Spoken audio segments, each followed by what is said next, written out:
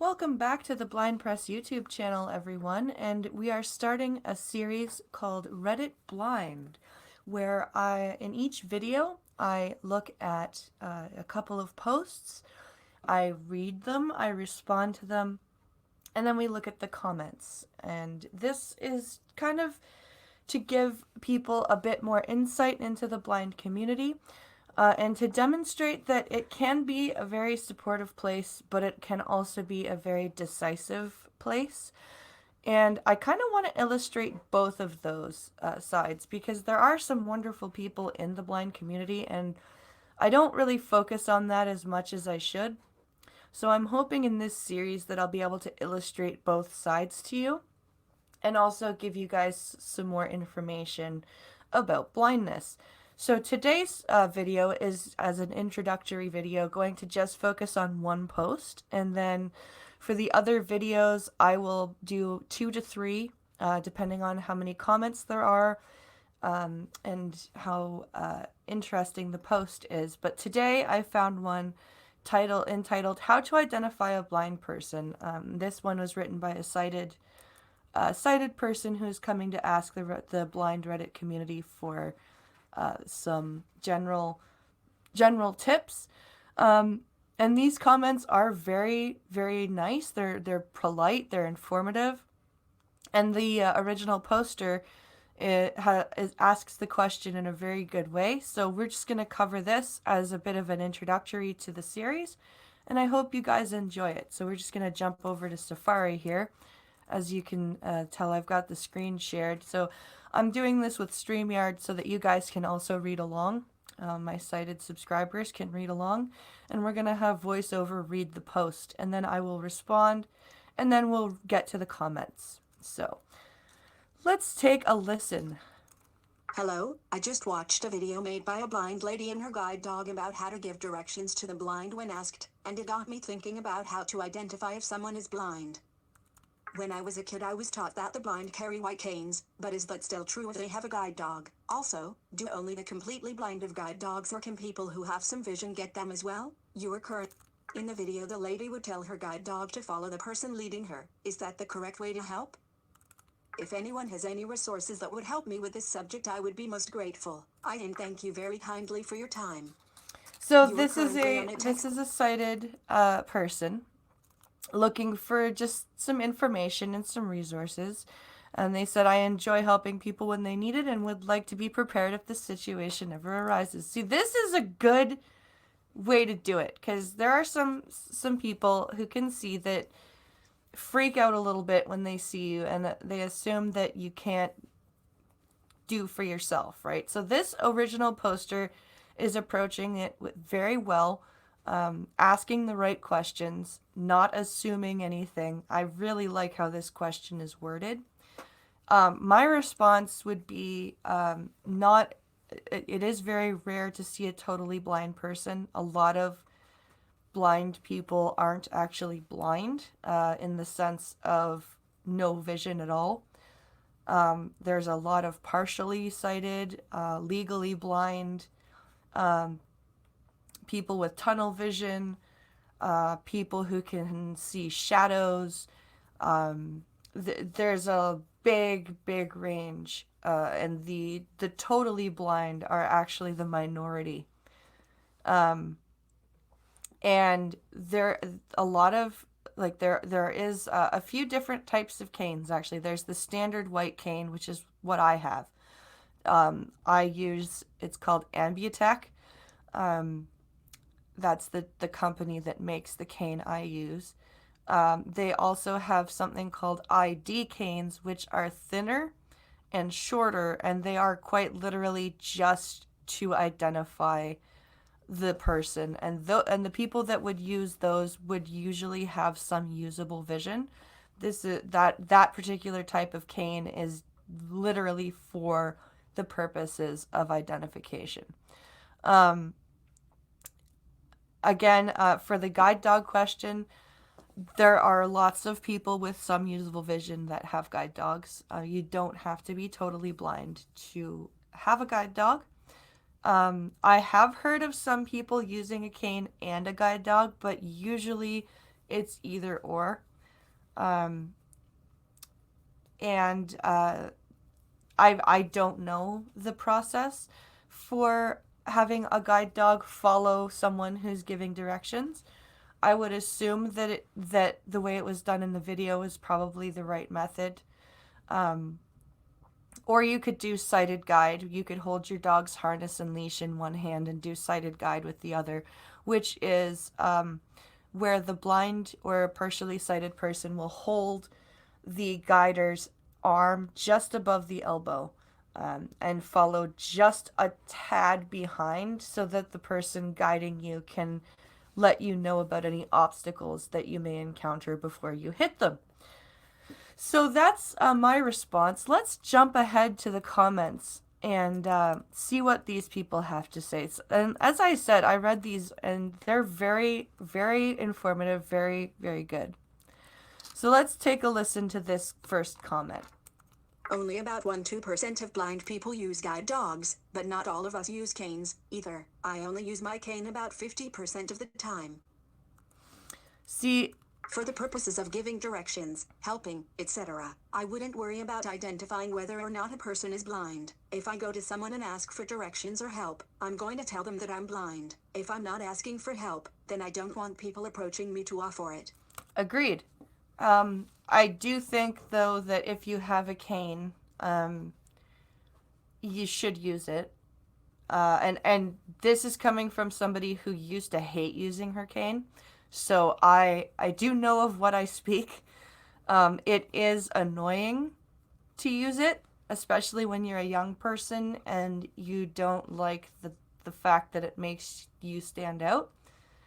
But you stand out a lot more when you walk into stuff or trip over things or walk into people than you would by using your cane. So I would strongly suggest to the commenter that they use their cane more than 50% of the time.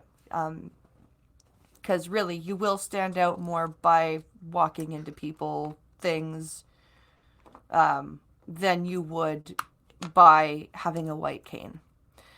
And then he quotes the OP's part of the post where he talks about the the guide dog following the person. He says, I've never had a guide dog, so I don't know for sure how sighted guide works in conjunction with one, but this method makes sense. It does make sense. And then OP replies, so we'll just skip that one. Then we have a completely random post that has nothing to do with the original post. It's a little sad. It's talking about how missing the descriptions of it. Let's just have this comment read aloud because it's eye-opening, but it just doesn't match with the post. I'm not sure why this person commented that here, but what I miss most is descriptions. Say someone reads the menu to you, they're bored and go really fast, but that ruins the experience. What's the overall flavor? Smoky, sweet, hints of sage. But that's why you order and try. You don't. A sighted person doesn't read a menu and decide on what the menu says for taste. They read the menu and go, that seems interesting, let's try it. And that's just a food example. What does the sunset feel like tonight? How many birds are in the sky? Do you know how much I miss stars, rain? I miss the color and poetry around me so much. This sounds like somebody who's newly blind. So I'm going to go easy on them because that would be something, if you could see before, that you definitely would miss. Upvote. So let's be kind to that person. I don't think that comment fits with the post. But that does provide some insight into somebody who was newly blind. So and you know, missing a sunset and missing the shine of stars or the way rain would look, you know, I could understand missing all of those. I'm not gonna lie, I've gotten upset because, you know, I've been with people who have said, you know, oh, the sunset is just gorgeous, and they've said, I wish I had the words to describe it to you. And it has made me a little sad in the past that that is something that I wouldn't see, but as a newly blind person, I could definitely see how this would be upsetting. It's either white cane or guide dog. I know some people who do see a little bit who have guide dogs, maybe because they see worse at night, for example, or just feel safer. Other ways to tell if someone is blind or has some visual impairment are pretty easy in my opinion. Not facing directly at someone's face, but instead kinda of facing upwards and sideways. I guess this is because our body just naturally makes us get in that position when we are focusing on all the different sounds. No, Also, no, if you no. Stop, stop, stop, stop, stop. No. That is a social cue that you have not been taught. That is not my body is just naturally putting my head that way to listen. That is a social cue that you have not been taught. It is absolutely feasible to look directly at somebody's face when they're speaking to you, and it is absolutely necessary. Just because you're blind doesn't mean you shouldn't look at the people who speak to you. You can hear where their voices are coming from, so there is no reason why you cannot point your face in that direction. That's just crap. I'm sorry. be as easy as observing how they use their phones, if they put it up close or if the phone speaks. And yes, letting the dog follow you is the common thing. If the person is only carrying a cane, let them be a step behind you and lay their hand on your shoulder. That way they'll be able to easily follow your lead. This is the way I walk with my blind friends, but of course it's always best to ask how they prefer to do it. Sighted guide is for is used gripping the elbow, not the shoulder. Also, because especially for tall people, that's way too high. You're not going to get the right feedback from doing that. So I disagree with this commenter on a couple of points. I think that's a bit of misinformation. And then the last, there's one more comment that I'd like to point out, where they correctly describe the technique of sighted guide. The technique of guiding, often called sighted guide or human guide, is done by having the person hold your arm just above the back of the elbow. So some movies have it right. The Daredevil series on Netflix had some pretty good examples. Yeah, so that is the correct description of sighted guide. That is definitely what you like. If you see it in movies and you see them holding the elbow, that is the correct form of sighted guide. And I would like to point out that there really is, to end this video, there really is no cut and dry way to identify a blind person, just because there are so many levels of blindness. And they obviously, if they have a cane or a dog, well, there you go, you've got a blind person. But somebody did mention in the comments that most blind people, when they ask for help, will say, "I'm blind. Can you help me?" So I don't think this person really needs to worry about identifying the blind person. It's more of learning how they can help the blind person. And these comments were all very helpful, very well written and well formed. There wasn't any snarkiness.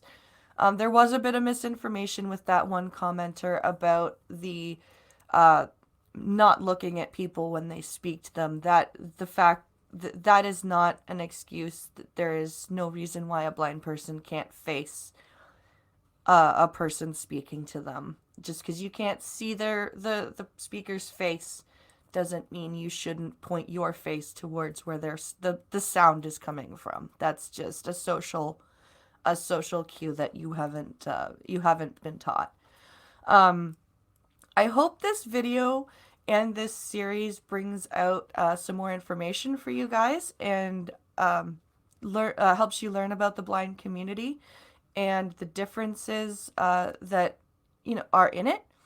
I wanted to illustrate the support and the divisiveness, because I think both are worth talking about. So I hope that this series sheds light on that for you. I hope you enjoy it. I do plan on putting out a video each Tuesday about this topic, so keep your eyes peeled for that. Thank you all for watching. Please like, share, and subscribe if you haven't already. And please consider supporting the channel via streamlabs.com/blindpress. Any donations made while I am offline will be read aloud on air on the coffee stream Monday, Wednesday, and Friday. So you will receive recognition for that. I do thank you all for your support, your continued watching, and subscriptions, and have an amazing day. We'll see you next Tuesday for another r/blind.